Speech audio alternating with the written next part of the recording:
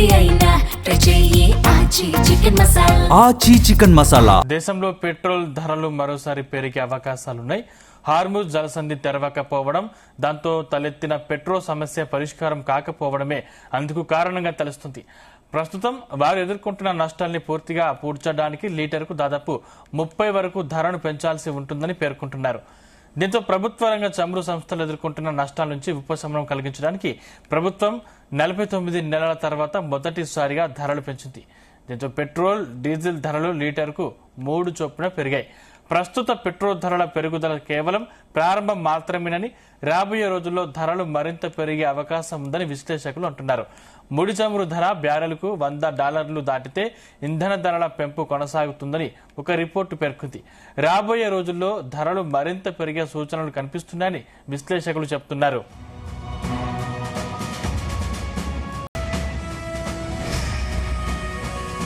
ఇదే అంశానికి సంబంధించిన మరిన్ని డీటెయిల్స్ మా ప్రతినిధి రాజు పటేల్ అందిస్తారు. రాజు పటేల్. మరొకసారి అయితే పెట్రోల్, డీజిల్ ధరలు పెరిగే అవకాశం ఉందని కూడా అది ఎక్స్పర్ట్స్ అంటున్నారు, ఫైనాన్షియల్ ఎక్స్పర్ట్స్. ఇప్పటికే భారత చమురు సంస్థలు నిన్న ₹3 రేట్లను పెట్రోల్, డీజిల్ పై పెంచడం జరిగింది. అదనంగా మరొక ₹4 పెంచి ₹7 వరకు కూడా పెరిగే ఛాన్స్ ఉందని కూడా అటు ఆర్థికవేత్తలు కూడా చెప్తున్నారు. ఎందుకంటే అంతర్జాతీయంగా క్రూడాయిల్ ధరలు భారీగా పెరుగుతూ ఉండటంతో కూడా పెట్రోల్, డీజిల్ ధరలను కూడా తప్పనిసరి పరిస్థితుల్లో పెంచాల్సి వస్తుందని కూడా చమురు సంస్థలు చెప్తున్నాయి. ఇప్పటికే మేము కోట్లాది రూపాయల $1 మిలియన్ నష్టాల్లో ఉన్నటువంటి చమురు సంస్థలను ఖచ్చితంగా ఆదుకోవడానికి, లాభాల బాట పట్టకుండా కనీసం నష్టాన్నైనా పూడ్చుకోవడానికి తప్పనిసరి పరిస్థితుల్లో కూడా రేట్లను పెంచాల్సి వస్తుందని కూడా చమురు సంస్థలు తెలుపుతున్నాయి. ఎందుకంటే హార్ముజ్ వివాదము ముగిసే సంకేతాలు కనిపించకపోవడంతో కూడా ధరలు మరింత పెరిగే అవకాశం ఉందని కూడా అటు ఫైనాన్షియల్ ఎక్స్పర్ట్స్ అంటున్నారు. కేంద్ర ప్రభుత్వము పెట్రోల్, డీజిల్ ధరలను మరోసారి పెంచే అవకాశం ఉందని కూడా ఎక్స్పర్ట్స్, ఎకనామిస్టులు అయితే అంచనా వేస్తున్నారు. ముఖ్యంగా అటు మనకు ఓఎంసీలు, ప్రభుత్వ రంగ చమురు సంస్థలు ఎదుర్కొంటున్నటువంటి నష్టాల నుంచి ఉపశమనం కలిగించడానికి కేంద్ర ప్రభుత్వం గత 49 నెలల తర్వాత మొదటిసారిగా కూడా మనకు పెట్రోల్ ధరలను పెంచింది. సో గత కొద్ది రోజుల నుంచి, దాదాపు నెల రోజుల నుంచి కూడా పెట్రోల్, డీజిల్ ధరలు పెరుగుతాయన్నటువంటి సమాచారం కూడా బాగా వ్యాప్తించింది. ఎందుకంటే ఇటీవల జరిగినటువంటి రాష్ట్రాల ఎన్నికలను దృష్టిలో పెట్టుకొని వాటి యొక్క రిజల్ట్స్ వచ్చేంత వరకు కూడా కేంద్ర ప్రభుత్వము పెంచాల్సి ఉన్నటువంటి రేట్లను కూడా పెంచకుండా ఆపుతుంది. కాబట్టి ఆ రాష్ట్రాల యొక్క ఎన్నికల ఫలితాలు వచ్చిన తర్వాత ఖచ్చితంగా కేంద్ర ప్రభుత్వం పెట్రోల్, డీజిల్ ధరలను పెంచుతుందనే ప్రచారం తీవ్రంగా కూడా జరిగింది. సో ఇలాంటి పరిస్థితులలో అనుకున్నట్టుగానే అటు ప్రభుత్వం నుంచి ఆదేశాల మేరకు చమురు సంస్థలు అయితే పెట్రోల్, డీజిల్ రేట్లను కూడా పెంచడం జరిగింది. దీంతో అటు పెట్రోల్, డీజిల్ ధరలు లీటర్ కు ₹3 చొప్పున ప్రస్తుతానికైతే పెరిగాయి. ప్రస్తుత పెట్రోల్ ధరల పెరుగుదల కేవలం ఇది ప్రారంభం మాత్రమేనని, రాబోయే రోజుల్లో ధరలైతే మరింత పెరిగే అవకాశం ఉందని కూడా అటు ఎనాలిసిస్టులు అయితే చెప్తున్నటువంటి సిచ్యువేషన్ మనకు కనిపిస్తుంది. ప్రస్తుతము చమురు సంస్థలు ఎదుర్కొంటున్నటువంటి నష్టాలను పూడ్చడానికి లీటర్ ధరలను పెంచాల్సి ఉంటుందని కూడా ఎకనామిస్టులు చెప్తున్నారు. అంటే ₹30 ధర కనుక ఒకవేళ కనుక పెరిగితే ఇక వాహనదారులు ఎవరు కూడా పెట్రోల్, డీజిల్ వెహికల్స్ ను కూడా నడిపించని సిచ్యువేషన్ దేశంలో ఏర్పడే అవకాశం ఉంది. దీని ప్రధాన కారణం కనుక చూసుకుంటే, ఎందుకంటే ముడి చమురు ధర బ్యారెల్ కు $100, అంటే మనకి ఇండియన్ కరెన్సీలో ₹9,600. ప్రస్తుతానికి ఒక డాలర్ కు 96 కరెన్సీ వాల్యూ ఉంది. కాబట్టి $100 అంటే ₹9,600 దాటితే ఇంధన ధరల పెంపు మరింత పెరిగే అవకాశం ఉందని కూడా రిపోర్ట్ పేర్కొంది. రాబోయే రోజుల్లో ధరలు అయితే మరింత పెరిగే అవకాశాలు కూడా కనిపిస్తున్నాయని DBS bank executive director, senior ఆర్థికవేత్త రాధికారావు కూడా చాలా స్పష్టంగా ఒక ప్రకటనలో చెప్పడం జరిగింది. 2022 సంవత్సరంలో దశల వారీగా కూడా కేంద్ర ప్రభుత్వం అప్పుడు రేట్లను పెంచింది. అంతర్జాతీయ మార్కెట్లలో ముడి చమురు ధరలు వేగంగా పెరుగుతూ ఉండడము, ప్రస్తుత వివాదం ముగిసే సంకేతాలు కనిపించకపోవడంతో కూడా మరొకసారి పెట్రోల్, డీజిల్ ధరలు 2-3 సార్లు పెరిగే అవకాశం ఉందని కూడా వివిధ వర్గాలైతే సూచనలు చేస్తున్నాయి. ఎందుకంటే పశ్చిమాసియా యుద్ధం నేపథ్యంలో, పశ్చిమాసియా యుద్ధము, ఇరాన్ పై జరుగుతున్నటువంటి యుద్ధ నేపథ్యంలో మనకు హార్ముజ్ జలసంధి నుంచే మనకు ఇండియాకి పెట్రోల్ డీజిల్ చమురు వచ్చే అవకాశం ఉంటుంది కాబట్టి హార్మోజ్ జలసంధి మూసివేయడము అక్కడి నుంచి మనకి ఇక్కడికి ఇంపోర్ట్ రాకపోవడంతో కూడా పెట్రోల్ డీజిల్ ధరలు పెరిగే అవకాశం కనిపిస్తుంది. దీంతో క్రమక్రమంగా ఒకేసారి పెంచితే వినియోగదారులపై పెద్ద ఎత్తున ఆర్థిక భారం పడుతుంది కాబట్టి ₹3, ₹4, ₹5 ఇలా క్రమక్రమంగా పెరిగే అవకాశం ఉందని కూడా అటు ఎక్స్పర్ట్స్ అయితే చెబుతున్నారు. ఆయిల్ మార్కెటింగ్ కంపెనీలు లీటర్ పెట్రోల్ డీజిల్ ధరను సుమారు 7 వరకు పెంచవచ్చని కూడా ఎక్స్పర్ట్స్ అంటున్నారు. బ్యాంక్ ఆఫ్ బరోడా ప్రధాన ఆర్థికవేత్త మదన్ సబ్నవీన్ ఇంధన ధరల పెంపుపై స్పందిస్తూ కూడా వినియోగదారుల సెంటిమెంట్ పై ప్రతికూల ప్రభావం పడకుండా ఉండడానికి చిన్న మొత్తంలో ధరలను పెంచడం మంచి పద్ధతి అని కూడా చెప్తున్నారు. ఎందుకంటే ఒకేసారి ₹10, ₹15 పెరిగితే ఆర్థిక భారం వినియోగదారులపై చాలా ఎక్కువగా పడుతుంది కాబట్టి క్రమక్రమంగా ఇలా ₹3, ₹4, ₹5 ఇలా క్రమక్రమంగా పెంచే ఆలోచనలో ప్రభుత్వ రంగ చమురు సంస్థలు ఉన్నాయని కూడా అటు ఆర్థికవేత్తలు ఎక్స్పర్ట్స్ అంటున్నారు. లీటర్ కు 20 వరకు నష్టం అటు ఓఎంసీలకు పెట్రోల్ డీజిల్ విక్రయాలపై లీటర్ 15 నుంచి 20 వరకు గ్రాస్ మార్కెటింగ్ మార్జిన్ నష్టం ఇప్పటి వరకు వస్తుంది. ప్రస్తుతం లీటర్ కు కేవలం ₹3 మాత్రమే పెంచామంటే కంపెనీలకు ఉన్నటువంటి నష్టం మొత్తంలో కేవలం 10% భారం మాత్రమే ఈ పెంపు ద్వారా సర్దుబాటు జరుగుతుందని కూడా ఎక్స్పర్ట్స్ అంటున్నారు. మిగిలిన 90% నష్టాన్ని కంపెనీలు ఇంకా భరిస్తూనే ఉన్నాయి. సో ఇలాంటి పరిస్థితులలో ఎక్సైజ్ సుంకాలను తగ్గించడం ద్వారా ప్రభుత్వం ఇప్పటికే భారాన్ని తగ్గించే ప్రయత్నం చేసినప్పటికీ కూడా చమురు ధరలు అయితే $100 పైన ఉండడం వల్ల కూడా ఆ సంస్థలకైతే నష్టం వాటిల్తుంది.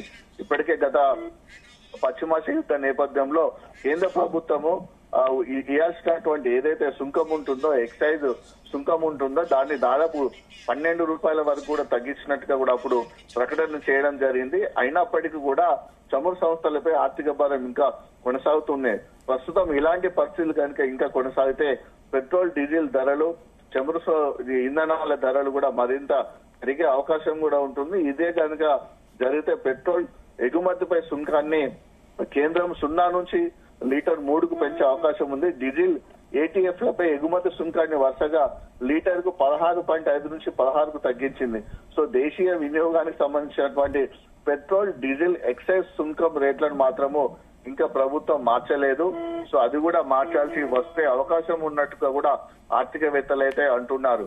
ఎందుకంటే పెట్రోల్ డీజిల్ ధరలు పెరిగే అవకాశం ఉంటుందనేటువంటి ఉద్దేశంతో ఇటీవల ప్రధానమంత్రి నరేంద్ర మోడీ కూడా ప్రత్యామ్నాయ విధానాలను ఎంచుకోవాలి, ప్రత్యామ్నాయ మార్గాలను కూడా ఎంచుకోవాలని కూడా చాలా స్పష్టంగా చెప్పడం జరిగింది. ఎందుకంటే దీన్ని ఉంచుకొనే పెట్రోల్ డీజిల్ వినియోగానికి ఎక్కువగా కన్జంప్షన్ పోకుండా ఈవీల మీద ఆధారపడము, బ్యాటరీల మీద ఆధారపడము, గ్యాస్ ఆధారితటువంటి వెహికల్స్ ను ఉపయోగించుకోవాలని చెప్పడం జరిగింది. దాంతో పాటు కూడా ఎక్కువ మొత్తంలో ట్రాన్స్పోర్ట్ కాకుండా 4-5 కలిసి ఒకే వెహికల్స్ లో వెళ్లడము, ప్రభుత్వానికి సంబంధించినటువంటి బస్సులను కానీ మెట్రోలు కానీ ఉపయోగించుకోవాలని కూడా చెప్పడం జరిగింది. ఎంత వీలైతే అంత మాక్సిమం మేరకు కూడా పెట్రోల్ డీజిల్ ఉపయోగించుకోకుండా కూడా వాహనదారులు అయితే ప్రయాణాలు చేయాలని కూడా ప్రధాని నరేంద్ర మోదీ చాలా స్పష్టంగా కూడా చెప్పడం జరిగింది. ఎందుకంటే ఆయన యొక్క ఆదేశాల మేరకు ఆయన యొక్క చెప్పిన విధానాల ప్రకారంగా చూసుకుంటే ఇది కేవలం మనకు స్టార్టింగ్ మాత్రమే చెప్పుకోవచ్చు. ఎందుకంటే ₹3 ధర అనేది స్టార్టింగ్ మాత్రమే మనకు పేర్కొన్నట్టు. ఎందుకంటే రాబోయే రోజుల్లో ఈ ధరలు అయితే మరింత పెరిగే అవకాశం ఉన్నట్టు కూడా అటు ఎకనామిస్టులతో పాటు ఫైనాన్షియల్ ఎక్స్పర్ట్స్ కూడా చెప్తున్నటువంటి సిచ్యువేషన్ కల్పిస్తుంది. ఓవరాల్ గా దాదాపు రాబోయే ఒక 15-20 రోజులలో కూడా ₹10 నుంచి ₹15 వరకు కూడా పెట్రోల్ డీజిల్ ధరలు అయితే పెరిగే అవకాశం ఉన్నట్టుగా కూడా ఎక్స్పర్ట్స్ అయితే అంటున్న సిచ్యువేషన్ కనిపిస్తుంది మనకు. రాజపటేల్, ఈ 2 రోజుల్లో సుమారు 2 సార్లు సిఎన్జి ధరలు పెరిగినట్టు తెలుస్తుంది. దానికి సంబంధించి డీటెయిల్స్ ఏంటి రాజపటేల్? ఈ 2 రోజుల్లో కూడా 2 సార్లు సిఎన్జి ధరలు కూడా పెరిగినట్టు తెలుస్తుంది. అంటే దానికి సంబంధించిన డీటెయిల్స్ ఏంటి? అంటే ఏదైనా సరే మనకు ప్రొడక్షన్ అనేది కూడా మనకు క్రూడ్ ఆయిల్ నుంచి వస్తుంది. క్రూడ్ ఆయిల్ నుంచి కానీ పెట్రోల్ కానీ డీజిల్ కానీ సిఎన్జి కానీ రకరకాలలో మనకు వెళ్ళిపోతూ వస్తుంటాయి. సో ఇలాంటి పరిస్థితులలో ప్రతి ఒక్క ధర కూడా పెరగడము అనివార్యంగా కనిపిస్తున్నటువంటి సిచ్యువేషన్ లో సిఎన్జి ధరలను కూడా పెంచాల్సి వచ్చింది. ఇప్పటికే పెట్రోల్ డీజిల్ ధరలను పెంచుతున్నటువంటి పరిస్థితులలో ప్రభుత్వం ఎక్కువగా మనకు సిఎన్జి వైపు కానీ ఈవీ ఆధారిత వెహికల్స్ పైన కూడా తీసుకోవాలని కూడా చెప్తున్నటువంటి సిచ్యువేషన్ కల్పిస్తుంది. సో దీనికంత కంప్లీట్ డీటెయిల్స్ తోటి వెళ్తే మనకు ఢిల్లీలో సిఎన్జి వాహనదారులు కూడా మరోసారి షాక్ కలిగిందని చెప్పవచ్చు. ఎందుకంటే ఆదివారము చమురు కంపెనీలు ధరలు పెంచి షాక్ ఇచ్చాయి. సో దేశవ్యాప్తంగా కూడా మనకు పెట్రోల్ డీజిల్ ధరల పెంపుతో ఇప్పటికే ఇబ్బంది పడుతున్నటువంటి సామాన్యులపై నిరంతరాయంగా సిఎన్జి భారం కూడా పడుతుంది. సో తాజాగా సిఎన్జి ధరలను కూడా కిలోకు ₹1 పెంచుతూ కూడా చమురు సంస్థలు నిర్ణయం తీసుకున్నాయి. పెరిగిన ఈ కొత్త ధరలు మే 17 నుంచి కూడా అమల్లోకి వచ్చే అవకాశం ఉంది. అంటే ఈ రోజు నుంచి కూడా ఈ రేట్లు అమల్లోకి వచ్చే అవకాశం ఉంది. గడిచిన 2 రోజుల్లో కనుక మనకు ఒకసారి చూసుకుంటే సిఎన్జి రేట్స్ పెరగడం ఇది రెండవసారి. అంటే అంతకుముందు మే 15వ తేదీన కూడా చమురు కంపెనీలు సిఎన్జి ధరను ఏకంగా కిలోకు ₹2 మేర పెంచాయి. తాజాగా మరొక ₹1 పెంచింది. అంటే ఆల్మోస్ట్ సిఎన్జి ధర కూడా మనకు పెట్రోల్ డీజిల్ ధరలు పెరిగినట్టుగా ₹3 వరకు కూడా సిఎన్జి రేటును కూడా చమురు సంస్థలు పెంచడం జరిగింది. సో ఈ చుట్టుపక్కల నగరాల్లో కూడా ఈ సిఎన్జి రేట్లు కూడా గరిష్ట స్థాయికి చేరుకోవడం జరిగింది. సో చాలా మంది పెట్రోల్ డీజిల్ కన్జంప్షన్ ఎక్కువ అవుతుంది, పెట్రోల్ డీజిల్ రేట్లు ఎక్కువ అవుతున్న ఉద్దేశంతో కూడా ఇటీవల ఎక్కువ మొత్తంలో వెహికల్స్ కొనాలనుకుంటున్న వాళ్ళు అందరూ కూడా సిఎన్జి వైపుకే మొగ్గు చూపుతున్నారు. సిఎన్జి వెహికల్స్ ని ఎక్కువ కొంటున్నారు. ఎందుకంటే పెట్రోల్ డీజిల్ తో పోల్చుకుంటే సిఎన్జి ధర తక్కువగా ఉంటుంది, కన్జంప్షన్ కూడా చాలా ఎక్కువగా వచ్చే అవకాశం ఉన్నటువంటి పరిస్థితులలో అనుకున్నటువంటి సిఎన్జి వెహికల్స్ కొన్నటువంటి వాహనదారులు కూడా ఇది కూడా షాక్ అని చెప్పవచ్చు. ఎందుకంటే దాని రేటు కూడా పెరుగుతున్నటువంటి ప్రస్తుత పరిస్థితులలో సిఎన్జి రేట్ల అమ్మకాలు కూడా తగ్గే అవకాశం ఉందని కూడా అటు మోటార్ ఎక్స్పర్ట్స్ అంటున్నారు. తాజా పెంపు తర్వాత ఢిల్లీలో కిలో సిఎన్జి ధర ₹80 చేరింది. నోయిడా, గజియాబాద్, ఉత్తరప్రదేశ్ లోని నోయిడా, గజియాబాద్ లలో కిలో సిఎన్జి ధర ₹88.70 పలుకుతుంది. 2 రోజుల్లో మొత్తం ₹3 వరకు పెరిగింది. అంటే ఆటో గాని క్యాబ్ డ్రైవర్లతో పాటు సాధారణ వాహనదారులు కూడా పెద్ద ఎత్తున కూడా ఆగ్రహం వ్యక్తం చేస్తున్నారు. ముఖ్యంగా చూసుకుంటే మనకు క్యాబ్లకు సంబంధించినది ఎక్కువగా సిఎన్జి ఉపయోగంలో ఉంటుంది. సిఎన్జి వెహికల్స్ ఎక్కువ కూడా క్యాబ్స్ ఉపయోగిస్తారు. కాబట్టి సిఎన్జి రేటు పెరిగింది కాబట్టి ఎవరైతే క్యాబ్స్ బుక్ చేసుకునేటువంటి వినియోగదారులు ఉంటారో ఆటోమేటిక్ గా వారిపైన కూడా మళ్ళా రేట్లు పెంచాల్సి వస్తుంది. భారం పడుతున్నటువంటి ఆందోళన అయితే క్యాబ్ దారుల్లో కూడా వ్యక్తం అవుతుంది. ఈ ధరల పెరుగుదల రవాణా రంగంపై కూడా తీవ్రమైనటువంటి ప్రభావం చూపించే అవకాశం కనిపిస్తుంది. ఎందుకంటే నిత్యావసర ధరల పెరుగుదలకు కూడా పెట్రోల్ డీజిల్ ధరల రేటు పెరుగుదల కూడా ప్రభావం చూపించే అవకాశం ఉంది. ఎందుకంటే దేశవ్యాప్తంగా కూడా మనకు ఇంపోర్ట్స్ ఎక్స్పోర్ట్స్ కూడా ఎక్కడికి వెళ్ళాలన్నా రవాణా కూడా పెద్ద ఎత్తున కూడా మనకు లారీల ద్వారా కూడా వెళ్తూ ఉంటుంది.